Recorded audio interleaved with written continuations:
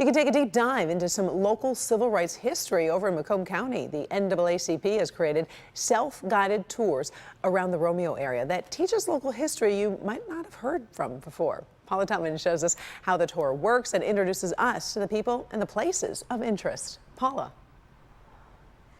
Hey, Karen, I thought I knew quite a bit about the Village of Romeo. In fact, I've driven by this cemetery a gazillion times, never even noticed this monument to the Union soldier before. This self-guided tour is just that educational. In fact, at one of the stops, I actually got goosebumps.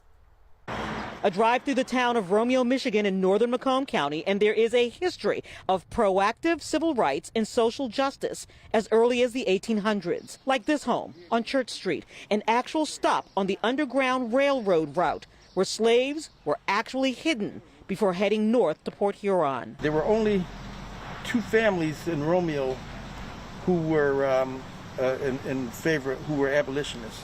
They helped to transport slaves moving towards the north from here.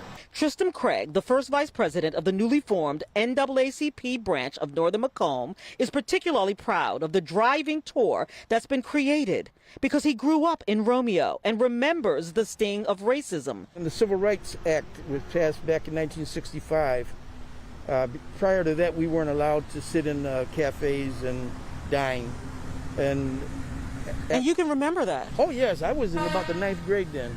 By going online, you can download the tour book and a map that gives you the rich history in the self-guided tour. And that's what this historic walk is about. You'll visit the cemetery where black Union soldiers in the Civil War are buried. This is Samuel Huff, and he was a private in the 102nd United States Colored Infantry. The first Congregational church which went against the times by publicly supporting the rights of African Americans. Right across the street from the Romeo Post Office, was very instrumental in advocating for the rights of minority groups and all persons. The church was also the first church to ordain a African American. And amongst the 14 stops on the tour, the Second Baptist Church, the first black congregation established in Macomb County in 1917. Second Baptist is because always a black church because we were second, and we're going to disbelieve that moving forward in life, where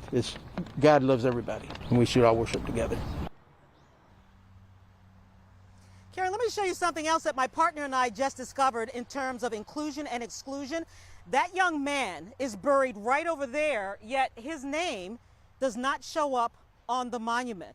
Now, you'll notice that there are only 14 stops on the tour. That's because they're just getting started. They're already curating more stops for the future. By the way, that booklet is really quite a keepsake. We put a link on our social media platform so you can download it, learn history, or maybe do the tour yourself if you don't have anything going for the next couple of weekends. Like I said, it's fascinating. It really sounds very fascinating. What a great idea. Thank you, Paula. Appreciate it.